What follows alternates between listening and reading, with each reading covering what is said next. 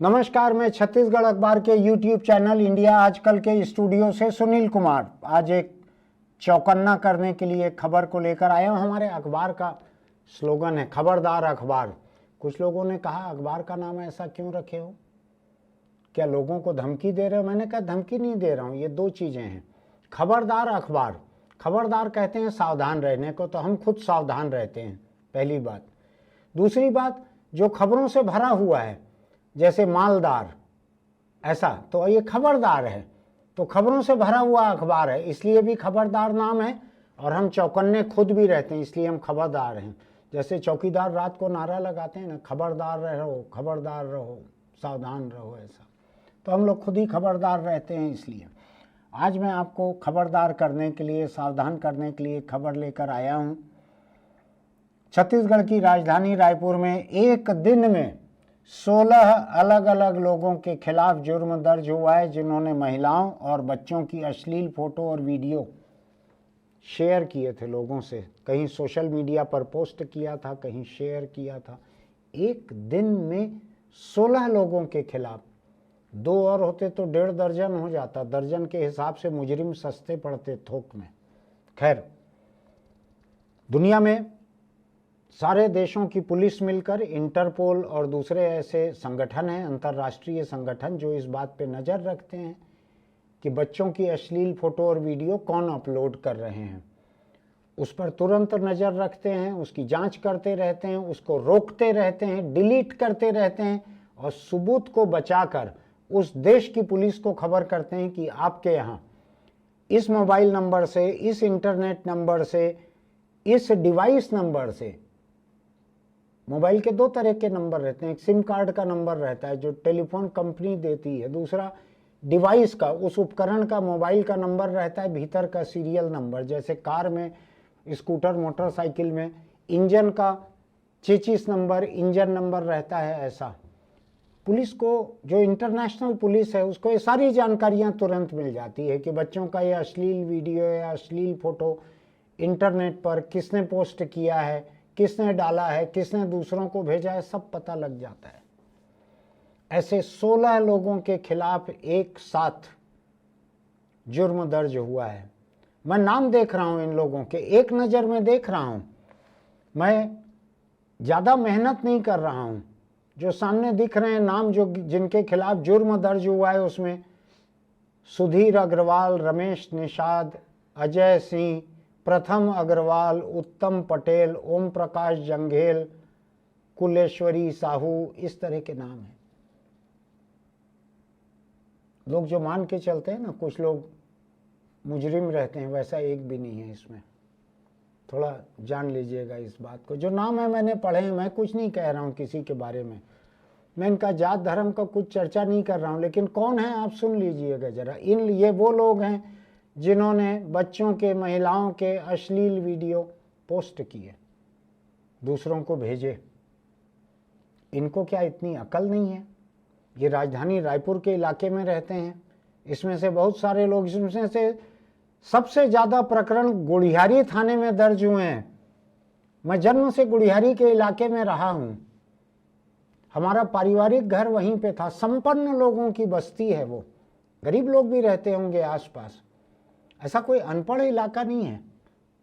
वहाँ मैं पैदा हुआ हूँ, उस समय से वहाँ हाई स्कूल चलती थी उस इलाके में। पढ़े लिखे लोग रहते हैं वहाँ पे, संपन्न लोग रहते हैं वहाँ पे। वहाँ से ये काम हो रहा है। ये लोग कोई भोले भाले लोग नहीं हैं, सब होशियार लोग हैं। इनके सबके मोबाइल फ़ोन पोर्न वीडियो से भरे हुए होंगे लबालब। जैसे जुलाई और अगस्त के महीने में तालाब पे पानी लबालब हो जाता है, ऐसे इनके वीडियो, इनके मोबाइल फ़ोन, इनके लैपटॉप जो हैं भरे हुए होंगे। सवेरे उठते ही एक दूसरे को भेजना चालू करते होंगे। जैसे कुछ लोग कोई धार्मिक पोस्टर भेजते हैं, कुछ लोग गुड मॉर्निंग भेजते हैं, कुछ लोग ऐसा पोर्नो भेजते होंगे बच्चों का, महिलाओं का। ये वैसे लोग हैं। 1.5 साल पहले का है ये, 2021-2022 का, अब जाके दबोचे गए हैं।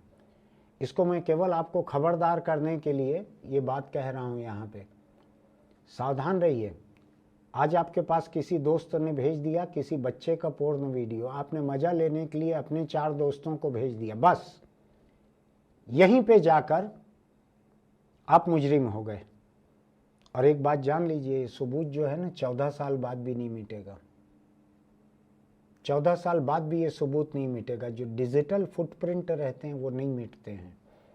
ये 2021-22 का, आज क्या है 2024 है, पकड़ा गए लोग, गिरफ्तार हो रहे हैं लोग, ये सारे के सारे। अब नाम निकाल लिया, इनका नंबर निकाल लिया, गिरफ्तारियां चलते जा रही है। इसकी चर्चा मैं आज इसलिए कर रहा हूँ, 16 केस एक साथ दर्ज हुए हैं राजधानी में, रायपुर में। तो इस बात को समझ लीजिए कि पूरी दुनिया की पुलिस नज़र रख रही है। बच्चों के, महिलाओं के वीडियो अगर अश्लील आप पोस्ट करते हैं, बांटते हैं, एक दूसरे के पास भेजते हैं, अपने फ़ोन में रखते भी हैं। आपको अगर कानून ना मालूम है तो मैं बतला दूं, हमने पुलिस के एक retired special DG R K. Vij का इंटरव्यू किया था इसी मुद्दे पे, अभी शायद 10-15 दिन के भीतर ही। उन्होंने इस बात को कहा था, इंटरनेट पर सर्च करना, अगर आप इंटरनेट पे सर्च करते हैं चाइल्ड पोर्नोग्राफी, चाइल्ड सेक्स, तो वहाँ पे आपका नाम दर्ज हो जाता है कि आप इस सब्जेक्ट में दिलचस्पी ले रहे हैं। उसके बाद आपको एक निगरानी में डाल दिया जाता है। वहाँ पे कंप्यूटर ही दर्ज करते चलता है कि आप और क्या क्या सर्च कर रहे हैं। 2 बार 3 बार सर्च आप करेंगे, चौथे बार जब सवेरे 4 बजे आपके घर की घंटी बजेगी या दरवाजे की सांकल बजेगी, तो समझ लीजिएगा कि अमेरिका से या यूरोप से आई हुई जानकारी के आधार पर हिंदुस्तान की पुलिस आपके दरवाजे पहुंची है। अब लंबे न पेंगे, 2, 4, 6 महीना, 10 महीना, साल, 2 साल की सज़ा होगी। पूरे शहर को पता लग जाएगा, आपका नाम छपेगा। अब तो पुलिस प्रेस नोट में फ़ोटो भी देती है। बच्चों के सेक्स वीडियो, बच्चों के पोर्न वीडियो पोस्ट करने की वजह से गिरफ्तार के या उसका नाम, फ़ोटो सब देती है। आप ऐसा करेंगे ना तो आप एक बात जान लीजिए, तस्वीर सहित ये जानकारी आपके हर रिश्तेदार, आपके पूरे मोहल्ले सबको मिलेगी। और इसका नतीजा क्या होगा अगर आपको नहीं मालूम है तो मैं बतलाता हूँ। मेरे शहर में बहुत पहले एक टाइपिंग इंस्टीट्यूट था। टाइपिंग इंस्टीट्यूट चलाने वाले पीछे स्टूडियो भी चलाते थे। उन्होंने एक लड़की से वहाँ बलात्कार कर दिया स्टूडियो के भीतर। टाइपिंग के लिए आई होगी या फ़ोटो खिंचाने आई होगी, बलात्कार कर दिया। केस दर्ज हो गया, गिरफ्तारी हो गई। नतीजा क्या हुआ पता है आपको? जब जमानत हुई तो पहला काम हुआ कारोबार में ताला डलने का। ताला डल गया दोनों कारोबार में, कोई कारोबार करने के लायक नहीं बचे वो। उन्होंने काम क्या किया मैं भी बताना नहीं चाहता हूँ, उससे उस नए काम के, नए पेशे की बदनामी होगी, लेकिन कारोबार नहीं कर पाए। न टाइपिंग इंस्टीट्यूट न स्टूडियो, 1 घंटे नहीं चला। कौन भेजेगा ऐसे आदमी के पास? अगर आपकी फ़ोटो और आपके नाम और आपकी वल्दियत और आपके मोहल्ले के नाम के साथ में ये जाएगा कि आप चाइल्ड पोर्नोग्राफी को पोस्ट करते हैं, बच्चों के सेक्स के वीडियो पोस्ट करते हैं, महिलाओं के सेक्स के वीडियो चारों तरफ भेजते हैं, तो मैं बताऊं उसका असर क्या होगा। अगर आप बेरोज़गार हैं तो आपको नौकरी नहीं मिल पाएगी कहीं। अगर आप किसी जवान लड़के लड़की के बाप हैं तो आप उसके लिए दूल्हा या दुल्हन नहीं ढूंढ पाएंगे, इतनी बदनामी हो जाएगी। जो भी हैं आप जेल तो जाएंगे ही जाएंगे। और जेल में क्या होता है वो मैं गिनाना नहीं चाहता, बहुत बहुत ऐसी तैसी होती है जेल में लोगों की, तो बच जाइए। आपके पास कोई लोग ऐसे भेज दें तो उनके नाम को ब्लॉक कर दीजिए, तुरंत डिलीट कर दीजिए अपने फ़ोन से, उनको ब्लॉक कर दीजिए भेजने वालों को। लोगों को बता दीजिए कि तुम अकेले जाना जेल, मेरी दिलचस्पी नहीं है, मुझको मत भेजना इस तरह का। बहुत सावधान रहिए। डिजिटल टेक्नोलॉजी जितनी सहूलियत देती है उससे ज़्यादा खतरे पैदा करती है। बहुत सावधान रहिएगा। मैं आपको खबरदार करने आया हूँ आज यहाँ पे, हमारे अखबार के स्लोगन की तरह। अखबार का नाम छत्तीसगढ़ है, उसका नाम है प्रदेश का खबरदार अखबार, इसीलिए कि वो खबरों से भी भरा हुआ है और खुद सावधान भी है। हम बहुत सावधान रहते हैं कि बलात्कार के शिकार किसी लड़के लड़की का, किसी का फ़ोटो, नाम, पहचान, शिनाख्त तक कुछ भी ना छप जाए। ऐसा खबरदार आपको भी रहना है। आपके पास कोई गंदगी भेजे उसको तुरंत ब्लॉक कर दीजिए, दोबारा ना भेज सके आपको, वरना एक दिन ऐसा आएगा कि गलती से भी आपने किसी को फॉरवर्ड कर दिया तो आप जेल चले जाएंगे, परिवार, कारोबार सब तबाह हो जाएगा। बस इससे ज़्यादा क्या सावधान करूं आपको।